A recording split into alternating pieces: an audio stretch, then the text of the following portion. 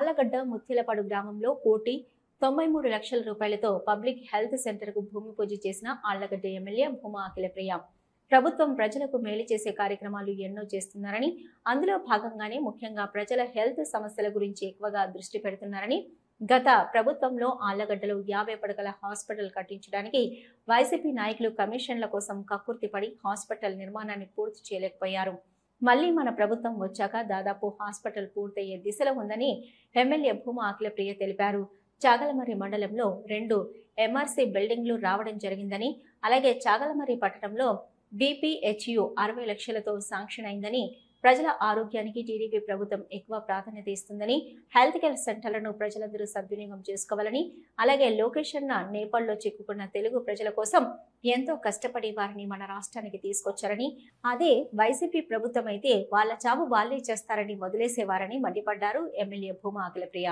Urea కోసం రైతులు ఎవరు ఇబ్బంది పడొద్దని, రైతులందరికీ సరైన టైంలోని యూరియా అందుతుందని, జగన్మోహన్ రెడ్డి ఏదో పిలుపునిచ్చారంటూ యూరియా లేదని వైసీపీ నాయకులు ధర్నాలు చేయడం జరిగిందని, రైతులందరికీ ఖచ్చితంగా సరైన టైంలోనే యూరియా అందుతుందని తెలిపారు.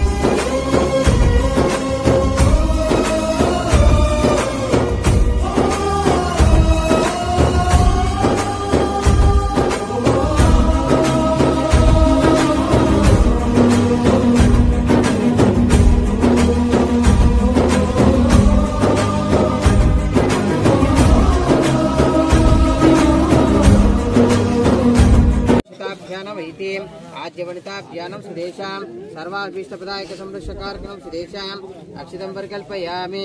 जातवेदसमहादेवभ्यं नमस्कारं समर्पयामि।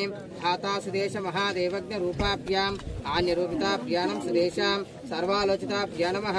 धाता पुरुषस्थ महादेवज्ञरूपितं पुरुषस्थ महादेवज्ञरूपितां कर्पूर नीराजनं दर्शयामि। रक्षां धारयामि।